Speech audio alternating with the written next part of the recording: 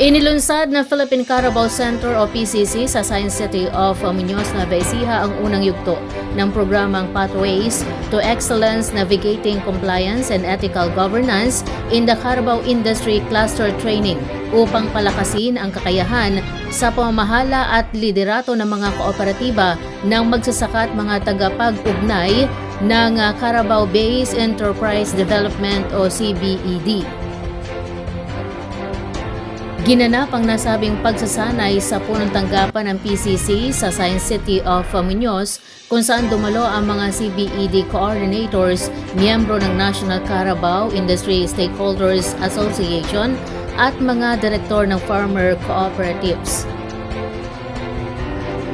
Ayon sa PCC, layunin ng programa na bigyan ang mga kalahok ng sapat na kaalaman at kasanayan sa tamang pamamahala ng kooperatiba, etikal na liderato at pagsunod sa mga umiiral na regulasyon sa industriya. Bahagi rin ng pagsasanay ang paghahanda sa mga kooperatiba para sa lumalawak na implementasyon ng Carabao Herd Build-Up Project na naglalayong magparami at mamahagi ng mga dekalidad at genetically improved na kalabaw sa mga samahan ng magsasaka. Sa isinaguang forum, tinalakay ni Cooperative Development Authority Accredited Trainer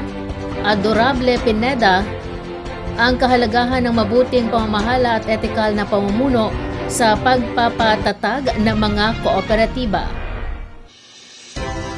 Samantala, ipinliwanag naman ni Committee on Cooperative Development Legal Staff Mark Monterde ang mahahalagang probisyon ng Republic Act 9513 o ang Philippine Cooperative Code of 2008.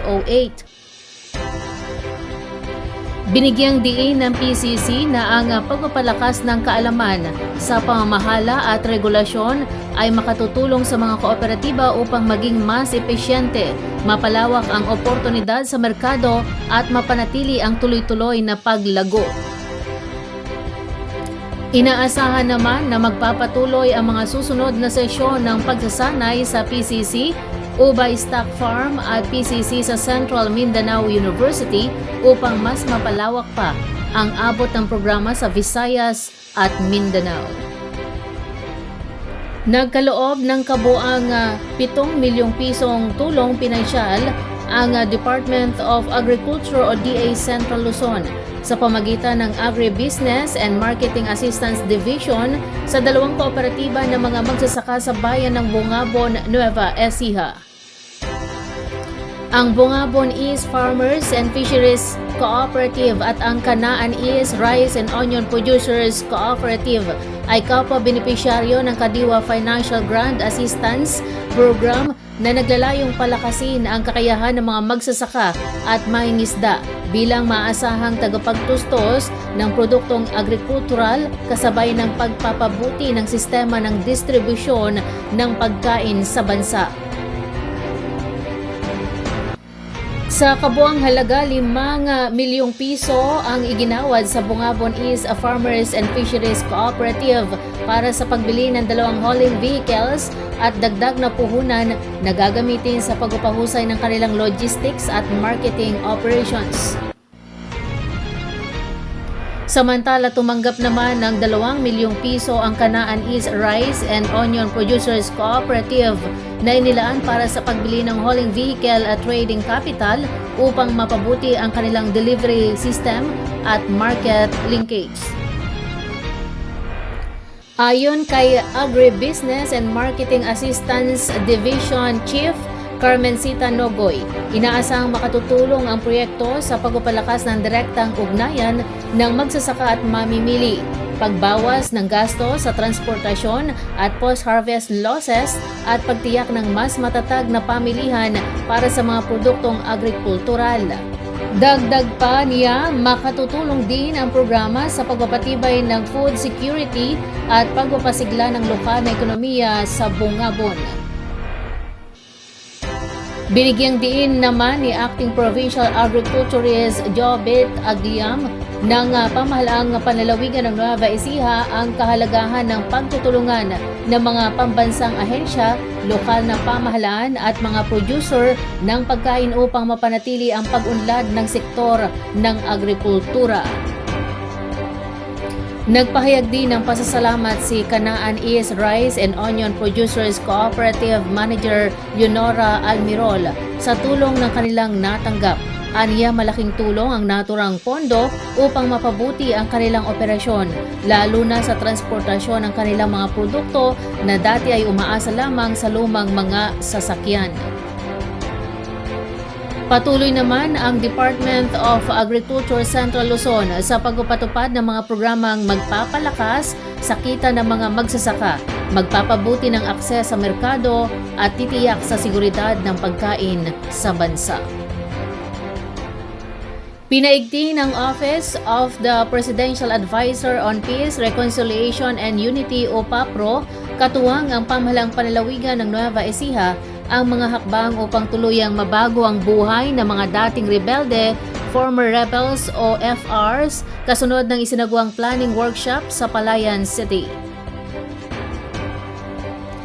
Dinaluhan ang aktibidad ng mga FRs kinatawan mula sa iba't ibang ahensya ng pamahalaan at sektor ng seguridad upang higit pang mapalakas ang implementasyon ng transformation program at local peace engagement initiatives.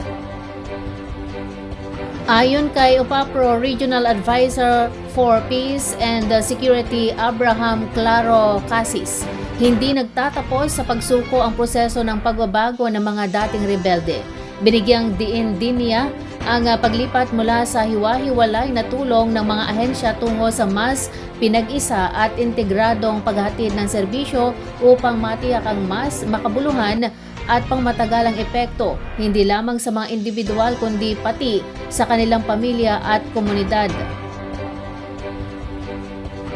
Sa Nueva Ecija na itatag ang mga samahan tulad ng New Hope, isang kooperatiba na binuo ng mga FRs upang pag-isahin ang kanilang hanay at isulong ang kolektibong pag-unlad. Ibinahagi naman ng isang dating rebelde na kinilalang si Ka Fred ang kanyang karanasan matapos ang mahigit 2 dekada sa armadong pakikibaka. Ayon sa kanya, nagbago ang kanyang buhay matapos sumuko sa pamahalaan at muling makasama ang kanyang pamilya. Aniya, malaki ang naitulong ng mga programang pangkabuhayan at edukasyon upang magkaroon ng pangmatagalang seguridad at maiwasan ang pagpasok ng susunod na henerasyon sa armadong tunggalian.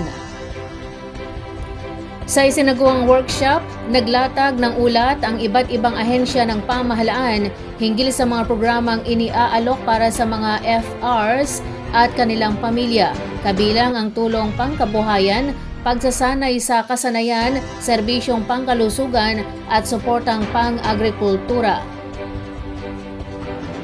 Ayon sa UPAPRO, ang mga hakbang na ito ay bahagi ng whole of government approach sa pagsusulong ng kapayapaan at kaunlaran, na layong hindi lamang baguhin ang buhay ng mga dating rebelde, kundi pati na rin ang kinabukasan ng kanilang mga komunidad.